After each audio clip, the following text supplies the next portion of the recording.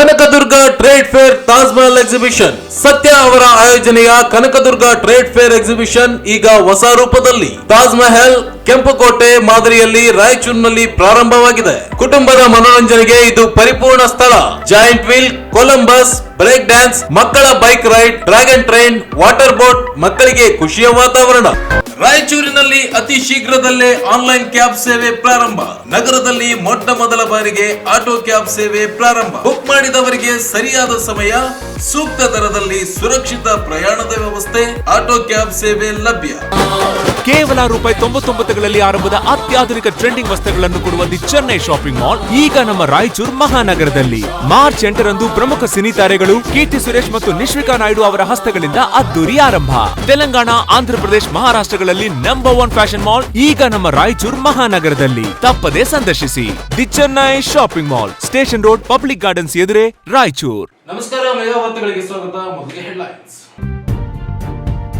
ಭಗವಾನ್ ಮಹಾವೀರ ಜಯಂತಿ ಭವ್ಯ ಮೆರವಣಿಗೆ, ಮಹಾವೀರರ ಆದರ್ಶಗಳು ದಾರಿದೀಪ. Suresh Verma. Health mobile ವಾಹನಕ್ಕೆ ಚಾಲನೆ, ಆರೋಗ್ಯ ರಕ್ಷಣೆಗೆ ಒತ್ತು ನೀಡುವುದು ಅವಶ್ಯಕ. ಡಾಕ್ಟರ್ ಶಿವರಾಜ್ ಪಾಟೀಲ್.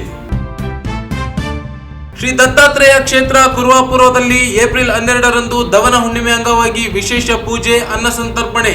ಹನುಮೇಶ್. ಶ್ರೀ ಭಾವನಾ ಋಷಿ ಜಯಂತಿ ಅಂಗವಾಗಿ ಪದ್ಮಶಾಲಿ ಸಮಾಜದಿಂದ ಮಜ್ಜಿಗೆ ವಿತರಣೆ. ಮತ್ತು ವಾರ್ಡ್ ನಂಬರ್ 2ರ ಜನತಾ ಕಾಲೋನಿಯಲ್ಲಿ ಮನೆಗಳಿಗೆ ಕಸದ ಬಕೆಟ್ ವಿತರಣೆ. ಕಸ ವಿಲೇವಾರಿಗೆ ಸಾರ್ವಜನಿಕರ ಸಹಕಾರ ಅಗತ್ಯ.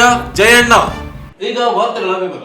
ಮನುಕುಲದ ಒಳಿತಿಗಾಗಿ ಭಗವಾನ್ ಮಹಾವೀರರು ನೀಡಿದ ಮಾರ್ಗದರ್ಶನ ಸಮಾಜದ ಅಭಿವೃದ್ಧಿಗೆ ದಾರಿದೀಪವಾಗಿದೆ ಎಂದು ತಹಶೀಲ್ದಾರ್ ಸುರೇಶ್ ವರ್ಮಾ ಹೇಳಿದರು. ಅವರಿಂದು ನಗರದ ಪಂಡಿತ್ ಸಿದ್ದರಾಮ ಜಂಬಲ್ದಿನ್ನಿ ರಂಗಮಂದಿರದಲ್ಲಿ ಜಿಲ್ಲಾಡಳಿತ, ಜಿಲ್ಲಾ ಪಂಚಾಯತ್, ಮಹಾನಗರ ಪಾಲಿಕೆ ಹಾಗೂ ಕನ್ನಡ ಮತ್ತು ಸಂಸ್ಕೃತಿ ಇಲಾಖೆಯಿಂದ ಹಮ್ಮಿಕೊಂಡಿದ್ದ ಶ್ರೀ ಭಗವಾನ್ ಮಹಾವೀರ್ ಜಯಂತಿ ಕಾರ್ಯಕ್ರಮವನ್ನು ಉದ್ಘಾಟಿಸಿ ಮಾತನಾಡಿದರು. ಭಗವಾನ್ ಮಹಾವೀರರ ಜೀವನ ಸಂದೇಶಗಳು ಹಾಗೂ ಆದರ್ಶಗಳು ಪ್ರತಿಯೊಬ್ಬರು ಮೈಗೂಡಿಸಿಕೊಳ್ಳುವುದು ಅತ್ಯಂತ ಮುಖ್ಯವಾಗಿದೆ. ಸಮಾಜದಲ್ಲಿ ಬದುಕುವ ಸತ್ಯ ದರ್ಶನ ಕೊಟ್ಟವರಲ್ಲಿ ಭಗವಾನ್ ಮಹಾವೀರರ ಕೊಡುಗೆ ಅಪಾರವಾಗಿದೆ ಎಂದರು. ಅವರು ನೀಡಿದ ತತ್ವಾದರ್ಶಗಳನ್ನು ಪ್ರತಿಯೊಬ್ಬರು ಜೀವನದಲ್ಲಿ ಅಳವಡಿಸಿಕೊಳ್ಳುವುದಲ್ಲದೆ ಸಮಾಜದ ಇತರರಿಗೆ ತಿಳಿಸಲು ಮುಂದಾಗಬೇಕು. ಮನುಕುಲದ ಉಳಿತಿಗಾಗಿ ಮಹಾವೀರರ ಮಾರ್ಗದರ್ಶನ ದಾರಿದೀಪವಾಗಿದೆ ಎಂದು ತಿಳಿಸಿದರು. ಇದಲ್ಲದೆ ಕನ್ನಡ ಸಾಹಿತ್ಯಕ್ಕೆ ಹಾಗೂ ವಾಸ್ತುಶಿಲ್ಪಕ್ಕೆ ಜೈನ ಸಮುದಾಯದ ಜನರ ಕೊಡುಗೆ ಅತ್ಯಂತ ಪ್ರಮುಖವಾಗಿದೆ. ಜೈನ ಸಾಹಿತ್ಯ ಅತ್ಯಂತ ಉತ್ಕೃಷ್ಟ ಸಾಹಿತ್ಯವಾಗಿದ್ದು ಕರ್ನಾಟಕದಲ್ಲಿ ಜೈನ ಸಂಸ್ಕೃತಿಯನ್ನು ಪ್ರತಿಬಿಂಬಿಸುವ ಅದೆಷ್ಟೋ ಕಲೆಗಳಿವೆ. ಭಗವಾನ್ ಮಹಾವೀರರ ವೈಚಾರಿಕ ವಿಚಾರವನ್ನು ಜೀವನದಲ್ಲಿ ಬೆಳೆಸಿಕೊಳ್ಳಬೇಕು ಎಂದು ತಿಳಿಸಿದರು.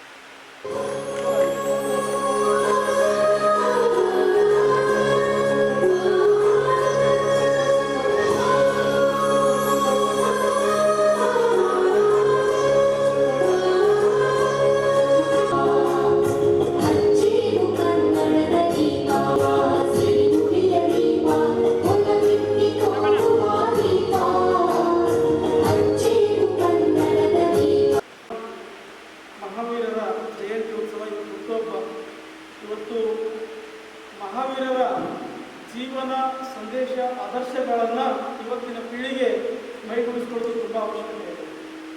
ಯಾಕಂದರೆ ಈ ಜಗತ್ತಿಗೆ ಮಾನವ ಧರ್ಮದ ಮಾನವೀಯತೆ ಗುಣಗಳಲ್ಲಿ, ಜೀವನ ಮೌಲ್ಯಗಳಲ್ಲಿ ಜನ ಬದುಕಬೇಕನ್ನುವಂಥದ್ದು, ಅಹಿಂಸೆ, ಪ್ರಾಮಾಣಿಕತೆ, ಸತ್ಯದ ಬಗ್ಗೆ ದರ್ಶನ ಕೊಟ್ಟಿದ್ದು ಭಗವಾನ್ ಮಹಾವೀರರು ಈ ಜಗತ್ತಿಗೆ ಒಂದು ಅತ್ಯಂತ ದೊಡ್ಡ ಕೊಡುಗೆ.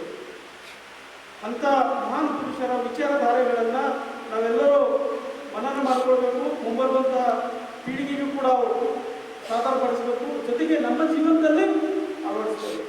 ಅವರು ಎಂಥ ವೈಚಾರಿಕ ಪುರುಷರು, ಎಂಥ ತ್ಯಾಗಿಗಳು, ಎಂಥ ಸಮಾಜವನ್ನು ತಿದ್ದುವಂಥ ಕೆಲಸಗಳನ್ನು ಮಾಡಿದ್ದಾರೆ ಅಂತ ಮಹಾನ್ ಪುರುಷರು.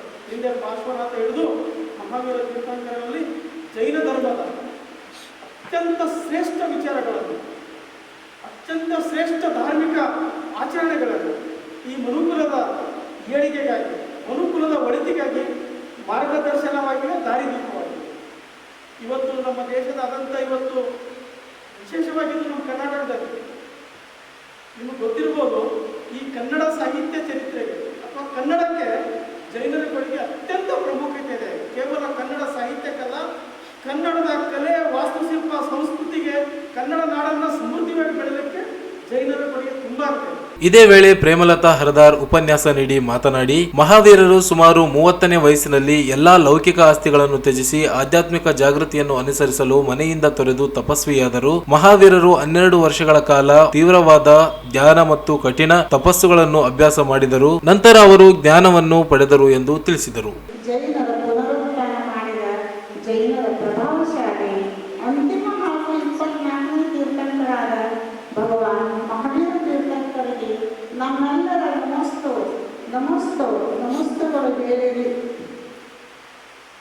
ವೀರ ಜಿನೇಂದ್ರ ಅತಿ ವೀರ ಶ್ರೀ ವರ್ಧಮಾನ ಹೇ ಶ್ರೀ ವೀರ ಮಹಾವೀರ ಅಂತಿಮ ತೀರ್ಥೇಶ ನಿನ್ನ ನಮಿತೆ ಗುಣ ಗಂಭೀರ ಸರ್ವಜ್ಞ ವೀತರಾಗಿ ಮತ್ತು ಹಿತೋಪದೇಶಿ ಇರುವವರೆಗೂ ಅಂತಹ ಅಂತಿಮ ತೀರ್ಥಂಕರಾದ ಭಗವಾನ್ ಮಹಾವೀರರಿಗೆ ನಮಸ್ತೆ ಹೇಳಿ ಜೈ ಹೋ ಜೈ ಹೋ ಜೈ ಹೋ.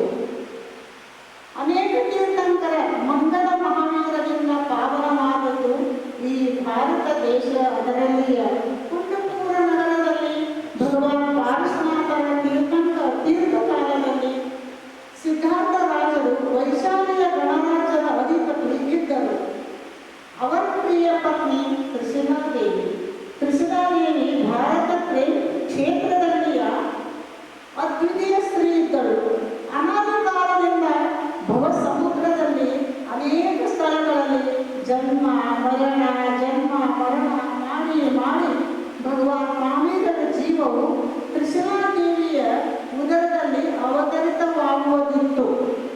ಮಹಾರಾಜರ ಸಿದ್ಧಾರ್ಥ ಪ್ರಾರಂಭಣದಲ್ಲಿ ಪ್ರತಿದಿನ 3 ಸಲ 3.5 ಕೋಟಿ ರತ್ನಗಳ ವರ್ಷ ಆಗುವುದಿತ್ತು. ವರ್ಷ ಅಂದರೆ ಮಳೆ. ಆಷಾಢ ಶುಕ್ಲ ಪಕ್ಷ ದಿವಸ ಕೃಷಿ ಶಕ ಪೂರ್ವದ 6ನೇ ಶತಮಾನ. ಈ ಸಂದರ್ಭದಲ್ಲಿ ಮಹಾನಗರ ಪಾಲಿಕೆ ಅಧ್ಯಕ್ಷೆ ನರಸಮ್ಮ ನರಸಿಂಹಲು ಮಾಡಿಗೇರಿ, ಜೈನ ಸಮಾಜದ ಅಶೋಕ್ ಕುಮಾರ್ ಜೈನ್, ವಿಜಯರಾಜ್ ಮೊಹತಾ, ಕನ್ನಡ ಮತ್ತು ಸಂಸ್ಕೃತಿ ಇಲಾಖೆಯ ಸಿಬ್ಬಂದಿ ಇಸ್ಮಾಯಿಲ್, ವಿನೋದ್ ಕುಮಾರ್, ದಂಡಪ್ಪ ಬಿರಾದರ್, ಸುಧಾಕರ್ ಅಸ್ಕ್ಯಾಳ್ ಸೇರಿದಂತೆ ಇನ್ನಿತರರು ಉಪಸ್ಥಿತರಿದ್ದರು. ಕಾರ್ಯಕ್ರಮಕ್ಕೂ ಮೊದಲು ನಗರದ ಮಹಾವೀರ್ ವೃತ್ತದಿಂದ ಮೆರವಣಿಗೆ ನಡೆಸಲಾಯಿತು. ಜೈನ ಸಮುದಾಯದ ಜನರು ಭಗವಾನ್ ಮಹಾವೀರರ ಸಂದೇಶಗಳನ್ನು ಸಾರುತ್ತಾ ಮೆರವಣಿಗೆಯಲ್ಲಿ ಭಾಗಿಯಾದರು. ಸಮಾಜದ ಹಿರಿಯರು, ಅಧಿಕಾರಿಗಳು, ಜನಪ್ರತಿನಿಧಿಗಳು, ಮಹಿಳೆಯರು, ಮಕ್ಕಳು ಭಾಗವಹಿಸಿದ್ದರು.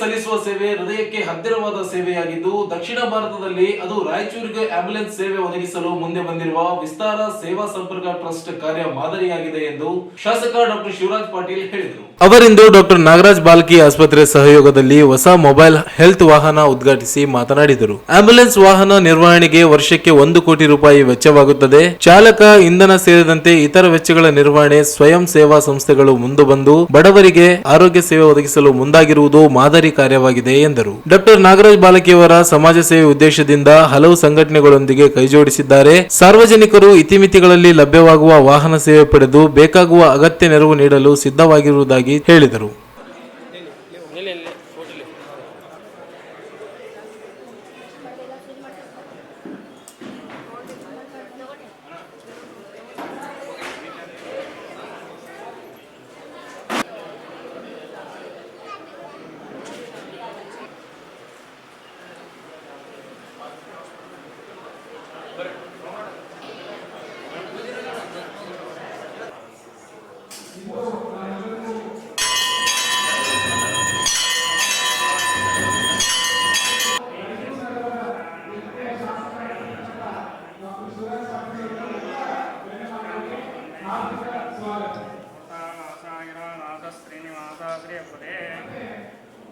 ಹೋಗಿ ಜನರಿಗೆ ಉಚಿತ ವೈದ್ಯಕೀಯ ಚಿಕಿತ್ಸೆಯನ್ನ ಕೊಡುವಂತ ಕೆಲಸವನ್ನಾದರೂ ಈ ಒಂದು ಹಾಗೂ ಎಲ್ಲ ಸರ್ಕಾರದಲ್ಲಿ ಬಂದಿರತಕ್ಕಂತ ಎಲ್ಲರಿಗೂ ಧನ್ಯವಾದಗಳು. ಈಗ ಅಲ್ಲಿ ವಿಸ್ತಾರ್ ಕಂಪನಿಯ ಬಿಸ್ನೆಸ್ ಹೆಡ್ ಆಗಿರುವಂತ ನವೀನ್ MS ಅವರು ಇವರುಗಳ ಸಂಯುಕ್ತ ಆಶ್ರಯದಲ್ಲಿ ಈ ಒಂದು ಉಚಿತ ವೈದ್ಯಕೀಯ ವಾಹನ ರಾಯಚೂರಿನ ಹಳ್ಳಿಗಳ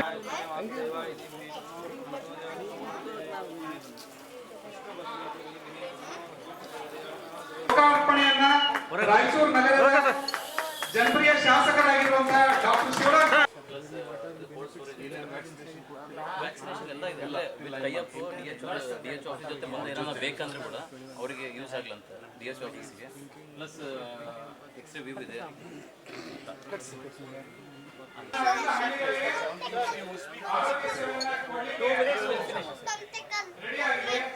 ಅಲ್ಲಿ ಎಲ್ಲ ವ್ಯವಸ್ಥೆ ಕುರಿತು ಎಲ್ಲ ಆರೋಗ್ಯ ತಪಾಸಣೆ ಮಾಡುವಂತ ಅನುಕೂಲ ಆಗ್ತದೆ ಸರ್. ವ್ಯಾಕ್ಸಿನೇಷನ್ಸ್ಗೆ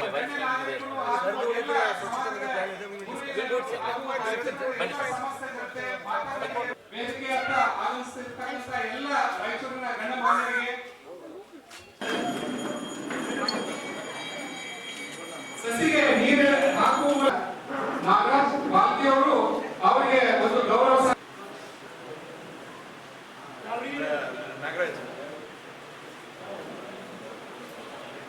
ಟ್ರಸ್ಟಿನ ಸಂಚಾಲಕರು ಮುಖ್ಯಸ್ಥರಾಗಿರುವ ರಾಜಣ್ಣಜಿ ಅವರಿಗೆ ಡಾಕ್ಟರ್ ದೇವಸ್ಥಾನ ಸಮಿತಿಯವರು ಹಾಗೂ ವೇದಿಕೆ ಮೇಲಿರತಕ್ಕಂಥ ಎಲ್ಲ ಗಣ್ಯಮಾನ್ಯರು ಡಾಕ್ಟರ್ ನಾಗರಾಜ್ ಬಾಲ್ಕಿ ಹಾಗೂ ಅವರ ಧರ್ಮಪತ್ನಿಯಾಗಿರುವಂತಹ ಶ್ರೀಮತಿ ಡಾಕ್ಟರ್ ಪ್ರಿಯಾ ಬಾಲ್ಕಿ ಅವರಿಗೆ ವೇದಿಕೆ ಮೇಲೆ ಇರತಕ್ಕಂಥ ಎಲ್ಲ ಗಣ್ಯಮಾನ್ಯರು ಹಿರಿಯರು ಶಾಸಕರು ಮಾಜಿ ಸಂಸದರು ಎಲ್ಲರೂ ಸೇರಿ ಅವರಿಗೆ ಗೌರವ ಸಮರ್ಪಣೆ ಸಂಪಾದನೆ ಮಾಡಿದ್ದಾರೆ. ವಾಯುದೇವ ಜಲ ನೀರು ಇದೊಂದು ಸೇವೆ, ಅದಕ್ಕೆ ಅಜ್ಞಾನ ಪ್ರಕೃತಿ ಋಣ ಅಂತ ಕರಿತೀವಿ. ಇನ್ನೊಂದು ದೇವಋಣ. ಪ್ರತಿದಿನ ದೇವರಿಗೆ ನಾವು ನಮಸ್ಕಾರ ಮಾಡೋದು, ಒಂದು ಪ್ರಾರ್ಥನೆ ಮಾಡೋದು, 6 ಋಣಗಳ ಇವತ್ತು ಸಮಾಜದ ಋಣದ ಇದು ಸಮಾಜದಲ್ಲಿ ನಾನಾ ತರ ಚಟುವಟಿಕೆ ಆದ್ರೆ ಇಲ್ಲಿ ಮಾಡಬೇಕು ಅಂದಾಗ ನಾವೊಬ್ಬರೇ ಮಾಡಕ್ಕಾಗಲ್ಲ. 15 ಲಕ್ಷ ಖರ್ಚಾಗ್ತದೆ. ಎಲ್ಲರ ಖರ್ಚು ಹಿಡಿದ್ರೆ ಬಹುಶಃ 1 ಕೋಟಿ ರೂಪಾಯಿ ಆಗ್ತದೆ. ಈಗಾಗಲೇ ಹಿರಿಯರು ಹೇಳಿದ್ರು 38 ಲಕ್ಷ ರೂಪಾಯಿ ಆಂಬ್ಯುಲೆನ್ಸ್ ಆಗಿದೆ ಅಂತ ಹೇಳಿ. ಪ್ರತಿ ತಿಂಗಳು ಇದನ್ನ ನಡೆಸಲಿಕ್ಕೆ 1 ಲಕ್ಷ ಇಲ್ಲದೆ ಆಗದೇ ಇಲ್ಲ. ಆಂಬ್ಯುಲೆನ್ಸ್ 30,000 ರೂಪಾಯಿ ಡ್ರೈವರ್ ಖರ್ಚು ಬೇಕಾಗ್ತದ, ಒಂದು 50,000 ರೂಪಾಯಿ ಡೀಸೆಲ್ ಖರ್ಚು ಬೇಕಾಗ್ತದ, ಮತ್ತು ಅದರಲ್ಲಿ ಒಂದು ಸ್ಟಾಫ್ ಮೇಂಟೈನ್ ಮಾಡಬೇಕು, ಒಂದು 20,000 ಮಿನಿಮಮ್ ಆಗಿ ಬೇಕಾಗ್ತದೆ. ಇದು ಬಹುಶಃ ನಾವು 5 ವರ್ಷ ಒಂದು ಗಾಡಿಯ ವಯಸ್ಸು ಹಿಡಿದ್ರೆ ಅದೊಂದು 50 ಲಕ್ಷ ಆಗ್ತದ. ಇವೆಲ್ಲವೂ ಸೇರಿದಾಗ ಬಹುಶಃ 1 ಕೋಟಿ ರೂಪಾಯಿ ಅಂದಾಜಿನಲ್ಲಿ ಇವತ್ತು ರಾಯಚೂರಿನ ಜನರಿಗೆ ನಮ್ಮ ಸೇವಾ ಸಮರ್ಪಕ ಟ್ರಸ್ಟ್ ಮತ್ತು ವಿಸ್ತಾರ ಸಂಸ್ಥೆ ಮತ್ತು ನಾಗರಾಜ್ ಬಾಲ್ಕಿ ಅವರು 3 ಕಡೆಯಿಂದಲೂ ನಮ್ಮ ಬಡ ಜನರಿಗೆ ಉಪಯೋಗವಾಗುವಂತ ಕೆಲಸ ಬಹುಶಃ ಇದು ಹೃದಯಕ್ಕೆ ಬಹಳ ಹತ್ತಿರವಾದಂತ ಕೆಲಸ ಅಂತ ಹೇಳಿ ನಾನು ಭಾವಿಸ್ತೇನೆ. ಯಾಕಂದ್ರೆ ಆರೋಗ್ಯ ಕಾಪಾಡೋದು ಬಹಳ ಮುಖ್ಯ. ಇವತ್ತು ಆರೋಗ್ಯ ಇದ್ರೆ ಯಾವತ್ತಾದ್ರೂ ದೇವರು ನಮ್ಗೆ ಏನಾದ್ರೂ ಕೊಡ್ಲಿಕ್ಕೆ ಸಾಧ್ಯ. ಆರೋಗ್ಯನೇ ಇರಲಿಲ್ಲ ಅಂದ್ರೆ ಏನ್ ಕೊಟ್ಟರು ಅದನ್ನ ಅನುಭವಿಸಲಿಕ್ಕೆ ಸಾಧ್ಯ ಇಲ್ಲ. ಇವತ್ತು ಈ ಆಂಬುಲೆನ್ಸ್ ಸೇವೆ ಬಹುಶಃ ಮತ್ತೆ ನಾವೆಲ್ಲ ಬೆಂಗಳೂರಿಗೆ ನಾಗರಾಜ್ ಅವ್ರನ್ನ ಕಳಿಸ್ರಿ ಆಂಬುಲೆನ್ಸ್ ಅಂದ್ರೆ ಕಳ್ಸಕ್ ಆಗಲ್ಲ. ನಾವು ಅದರ ಒಂದು ಲಿಮಿಟೇಷನ್ ತಿಳ್ಕೋಬೇಕು. ಯಾಕಂದ್ರೆ ಇವತ್ತು ನಾಗರಾಜ್ ಅವ್ರ ಆಂಬುಲೆನ್ಸ್ ನಡೆಸ್ತಾ ನಮ್ಮನೇಲಿ ಯಾಕಾದ್ರೂ ಏನಾದ್ರು ತೊಂದರೆ ಇದ್ರೆ ನಾಗರಾಜ್ ಅಂತ ಹೇಳಿ ನಾವು ಹೇಳಲಿಕ್ಕೆ ಆಗಲ್ಲ. ಇದಕ್ಕೆ ತನ್ನದೇ ಆದಂತ ಇತಿಮಿತಿ ಇರ್ತದೆ ಆಂಬುಲೆನ್ಸ್. ಇವರು ವ್ಯಾಕ್ಸಿನೇಷನ್ ಲಸಿಕೆ ಹಾಕುವಂತ ಕಾರ್ಯಕ್ರಮ ಮತ್ತು ಹೆಲ್ತ್ ಕ್ಯಾಂಪ್, ನಮ್ಮ ಆರೋಗ್ಯ ಶಿಬಿರಗಳು ಮಾಡಲಿಕ್ಕೆ ಮಾತ್ರ ಇದನ್ನು ಉಪಯೋಗ ಮಾಡಬೇಕು ನಾವು. ಅತಿಥಿಯಾಗಿ ಮಾತನಾಡಿದ ಮಾಜಿ ಸಂಸದ ಬಿವಿ ನಾಯಕ್, ಆರೋಗ್ಯ ಕ್ಷೇತ್ರದಲ್ಲಿ ಅನೇಕ ಸಂಘ ಸಂಸ್ಥೆಗಳು ಸೇವೆ ಮಾಡುತ್ತಿವೆ, ಆದರೆ ಬಡವರಿಗೆ ಅಗತ್ಯ ತುರ್ತು ಸೇವೆ ಒದಗಿಸಲು ಡಾಕ್ಟರ್ ನಾಗರಾಜ್ ಬಾಲಕಿ ನೇತೃತ್ವದಲ್ಲಿ ಸೇವಾ ಸಂಪರ್ಕ ಟ್ರಸ್ಟ್ ಮುಂದಾಗಿರುವುದು ಶ್ಲಾಘನೀಯ ಕಾರ್ಯವಾಗಿದೆ. ಹೆಚ್ಚು ಹೆಚ್ಚು ಆರೋಗ್ಯ ಸೇವೆಗಳು ಜನರಿಗೆ ದೊರೆತಾಗ ಮಾತ್ರ ಆರೋಗ್ಯ ಸುಧಾರಣೆ ಸಾಧ್ಯವಿದೆ ಎಂದು ತಿಳಿಸಿದರು.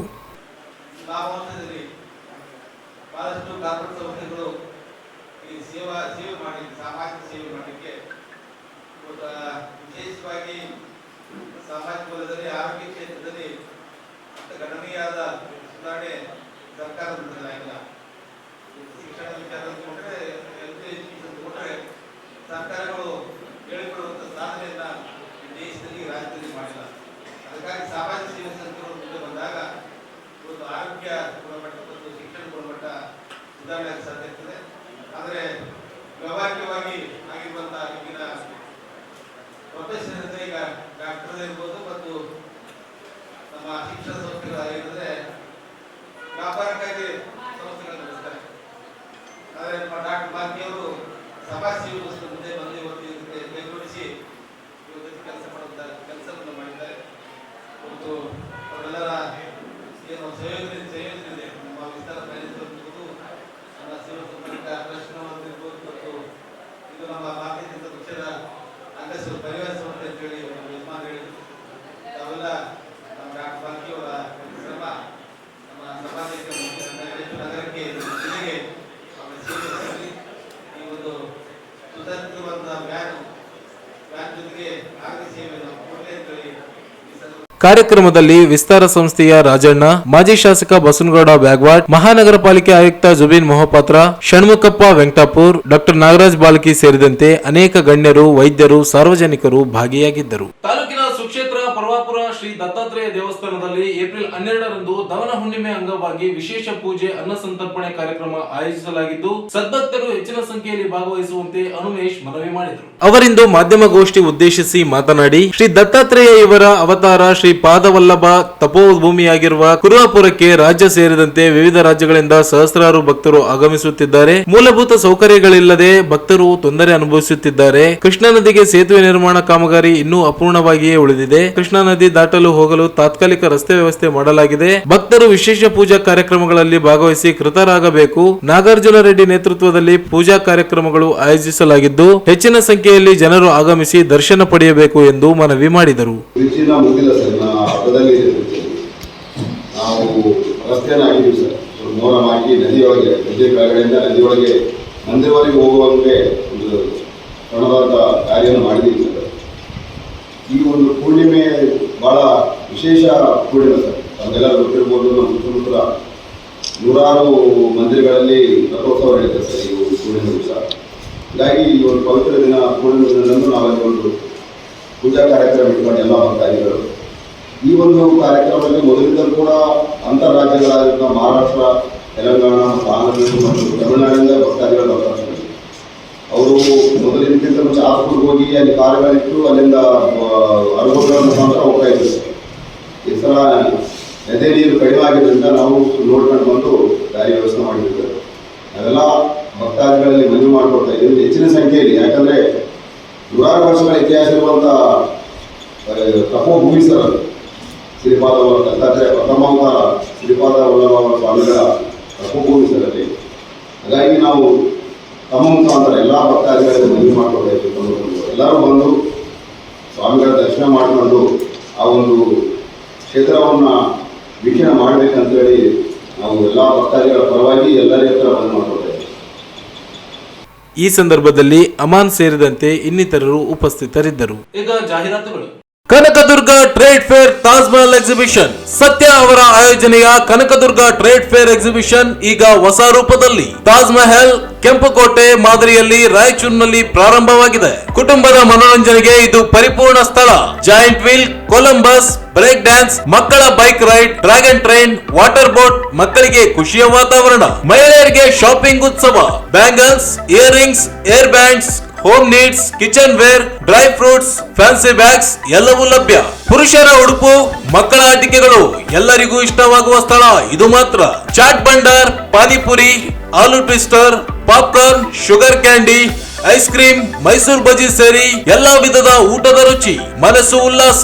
ಒಮ್ಮೆ ಬಂದರೆ ಮತ್ತೆ ಬಾರದಿರಲಾರಿರಿ. ಹಿಂದೆ ಭೇಟಿ ನೀಡಿ. Kanakadurga trade fair, Taj Mahal exhibition. ಸ್ಥಳ Walkot ground, Basaveshwara circle, Reliance mart ಹತ್ತಿರ, ರಾಯಚೂರು.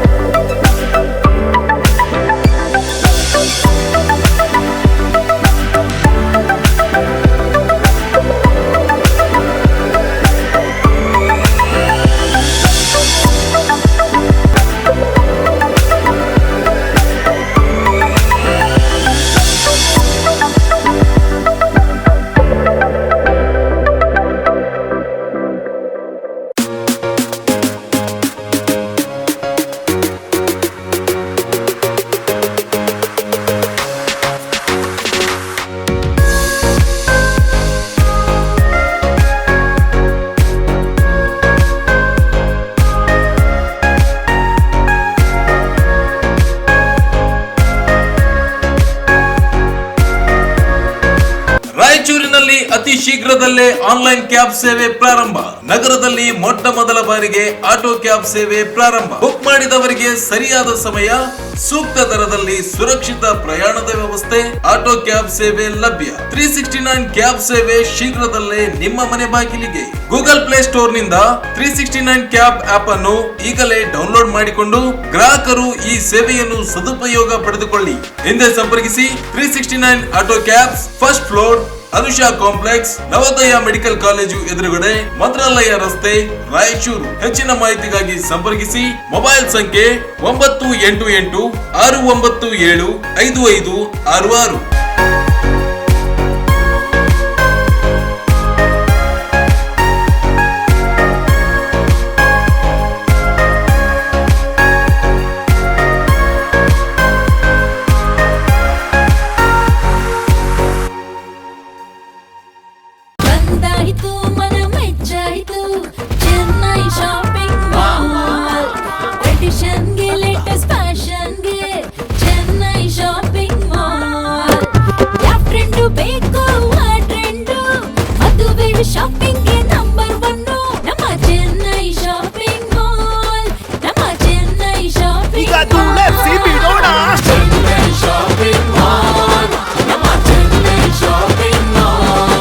ಕೇವಲ ₹99ಗಳಲ್ಲಿ ಆರಂಭದ ಅತ್ಯಾಧುನಿಕ ಟ್ರೆಂಡಿಂಗ್ ವಸ್ತ್ರಗಳನ್ನು ಕೊಡುವ ದಿ ಚೆನ್ನೈ ಶಾಪಿಂಗ್ ಮಾಲ್ ಈಗ ನಮ್ಮ ರಾಯಚೂರು ಮಹಾನಗರದಲ್ಲಿ. ಮಾರ್ಚ್ 8ರಂದು ಪ್ರಮುಖ ಸಿನಿ ತಾರೆಗಳು ಕೀರ್ತಿ ಸುರೇಶ್ ಮತ್ತು ನಿಶ್ವಿಕಾ ನಾಯ್ಡು ಅವರ ಹಸ್ತಗಳಿಂದ ಅದ್ದೂರಿ ಆರಂಭ.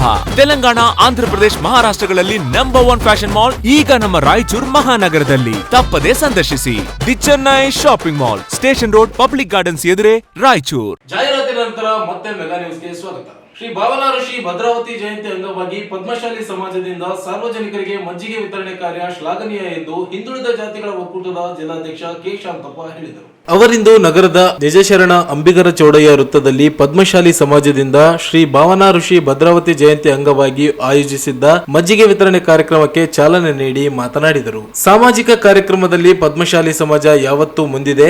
ಸಾಮಾಜಿಕ ಚಿಂತನೆ ಯಾರೋ ಹೇಳಿದರೆ ಬರುವುದಲ್ಲ, ಅದು ತಾನಾಗಿ ಅಳವಡಿಸಿಕೊಂಡಾಗ ಮಾತ್ರ ಸಮಾಜ ಉದ್ಧಾರವಾಗುತ್ತದೆ ಎಂದು ತಿಳಿಸಿದರು.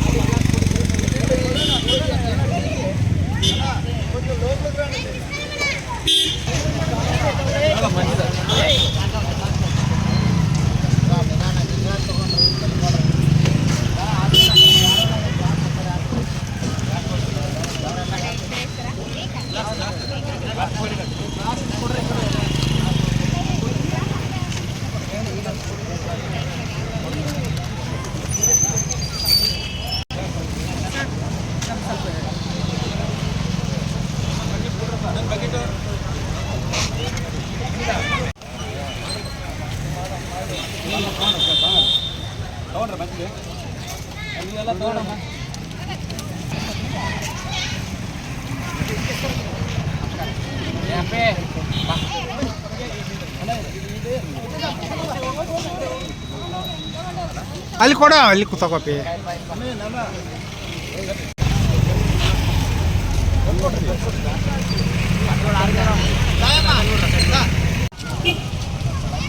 ಪದ್ಮಶಾಲೆ ಸಮಾಜ ವತಿಯಿಂದ ಮತ್ತು ಅದರ ಒಳಬರುವಂಥ ಸಮುದಾಯಗಳ ವತಿಯಿಂದ ಹಮ್ಮಿಕೊಂಡಿರುವಂಥ ಅನೇಕ ಈ ಒಂದು ಬೇಸಿಗೆ ಸಮಯದಲ್ಲಿ ಎಲ್ಲರಿಗೆ ಮಜ್ಜಿಗೆ ಕುಡಿಸುವಂಥ ಒಂದು ಯೋಜನೆ ಇಟ್ಕೊಂಡು ಇವತ್ತೇನು ಉದ್ಘಾಟನೆ ಮಾಡಿದ್ದಾರೆ ಅದು ಪದ್ಮಶಾಲೆ ಅದಕ್ಕೆ ನಾನು ಮೊದಲಿಗೆ ಅವರ ಅಭಿನಂದನೆ ಸಲ್ಲಿಸ್ತಾ ಇದ್ದೇನೆ. ಪದ್ಮಶಾಲೆ ಸಮಾಜ ಅನೇಕ ಸಮಾಜಮುಖಿ ಕೆಲಸಗಳು ಕಾರ್ಯಗಳು ಮಾಡ್ತಾಯಿದ್ದು ಇಡೀ ಸಮಾಜದಲ್ಲಿ ಎಲ್ಲರಿಗಿಂತ ಅತ್ಯಂತ ಹೆಚ್ಚಿನ ಮಟ್ಟದಲ್ಲಿ ಆಸಕ್ತಿ ವಹಿಸಿ ಸಮಾಜಮುಖಿ ಕಾರ್ಯಕ್ರಮಗಳು ಮಾಡ್ತಾ ಇದ್ದಾರೆ. ಅನೇಕ ಜಯಂತಿಗಳು ಇರ್ಬೋದು, ಧಾರ್ಮಿಕ ಕಾರ್ಯಕ್ರಮ, ಸಾಂಸ್ಕೃತಿಕ ಕಾರ್ಯಕ್ರಮ, ಅನೇಕ ಕಾರ್ಯಕ್ರಮಗಳಲ್ಲಿ ಭಾಗವಹಿಸ್ತಾ ಇದು ಭಾಳ ಸಂತೋಷ ಅನಿಸ್ತದೆ. ಇವತ್ತು ಎಲ್ಲರೂ ಸೇರಿ ಸಾರ್ವಜನಿಕರಿಗೆ ಮಜ್ಜಿಗೆ ಕೊಡುವಂಥ ಒಂದು ಕಾರ್ಯಕ್ರಮ ಸಮಾಜದ ವತಿಯಿಂದ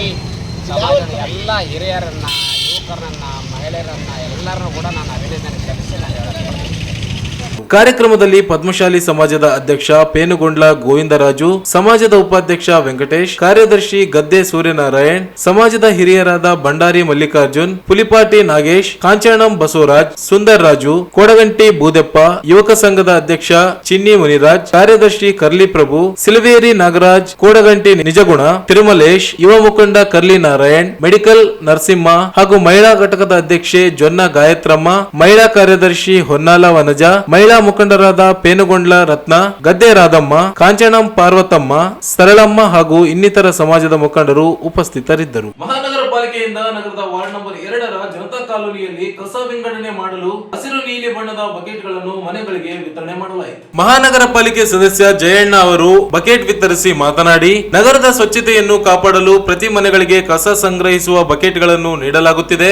ಸಾರ್ವಜನಿಕರು ಒಣ ಕಸ ಮತ್ತು ಹಸಿ ಕಸವನ್ನು ಬೇರ್ಪಡಿಸಿ ನೀಡಬೇಕು ಎಂದು ಮನವಿ ಮಾಡಿದರು. ಸ್ವಚ್ಛತೆ ಕಾಪಾಡುವುದರಿಂದ ಉತ್ತಮ ಆರೋಗ್ಯ ಕಾಪಾಡಲು ಸಾಧ್ಯವಾಗಲಿದೆ. ಮಹಾನಗರ ಪಾಲಿಕೆ ಜೊತೆ ಸಾರ್ವಜನಿಕರು ಕೈಜೋಡಿಸಬೇಕು ಎಂದು ತಿಳಿಸಿದರು. ನಾವು ಬಳಸ್ತೀವಿ, ಅವುಗಳನ್ನು ವೇಸ್ಟೇಜ್ ಏನು ಮಾಡ್ತೀವಿ ಅದನ್ನು ಈ ಗ್ರೀನ್ ಡಬ್ಬಿಯಲ್ಲಿ, ಹೌದಲ್ಲ, ಈ ಗ್ರೀನ್ ಡಬ್ಬಿಯಲ್ಲಿ ಶೇಖರಣೆ ಮಾಡಿಡಬೇಕು. ಮತ್ತು ಕಸ ಏನು ಉತ್ಪಾದನೆ ಆಗ್ತದೆ ಅದನ್ನು ನೀಲಿ ಡಬ್ಬಿಯಲ್ಲಿ ಹಾಕಿಡಬೇಕು. ಇದನ್ನು ಬಡ್ಡಿ ಬಂದರೆ ಬಡ್ಡಿಗೆ ಕೊಡಬೇಕು, ಆಟೋ ಟಿಪ್ಪರ್ ಬಂದರೆ ಆಟೋ ಟಿಪ್ಪರ್ ಕೊಡಬೇಕು. ಕಾರಣಾಂತರಗಳಿಂದ ಯಾವತ್ತಾದರೂ ಒಂದು ದಿವಸ ಬಡ್ಡಿಯವನು ಬರಲಿಲ್ಲ ಅಥವಾ ಆಟೋ ಟಿಪ್ಪರ್ ಅವನು ಬಂದಿಲ್ಲ, ಸಂಡೆ ಅಂಥ ಸಮಯದಲ್ಲಿ, ರಜಾ ಅಂಥ ಸಮಯದಲ್ಲಿದ್ದರೆ ಅದನ್ನು ಮತ್ತೆ ಒಯ್ದು ಎಲ್ಲ ಕಡೆ ಹಾಕ್ತಾರೆ, ಶೇಖರಣೆ ಮಾಡಿ ಇಟ್ಕೊಳ್ಬೇಕು. ಒಟ್ಟಾರೆ ಮಹಾನಗರ ಪಾಲಿಕೆ ಪ್ರಯತ್ನ ಮಾಡಿರುವಂಥದ್ದು ನಿಮ್ಮ ಬಡಾವಣೆಯನ್ನು ಸ್ವಚ್ಛವಾಗಿರ್ತದೆ. ಜನತಾ ಕಾಲೋನಿ ನಮ್ಮ ಬಡಾವಣೆ ಸ್ವತಃ ಇದ್ದರೆ ರೋಗ ರುಜಿನಗಳು ಬರೋದಿಲ್ಲ ಅಂಥೇಳಿ ಒಂದು ಆಶಯದೊಂದಿಗೆ ಇವತ್ತು ಮಹಾನಗರ ಪಾಲಿಕೆ ಪ್ರಯತ್ನ ಮಾಡಿದೆ. ವಾರ್ಡಿನ ತುಂಬ 2,000 ಅಂದರೆ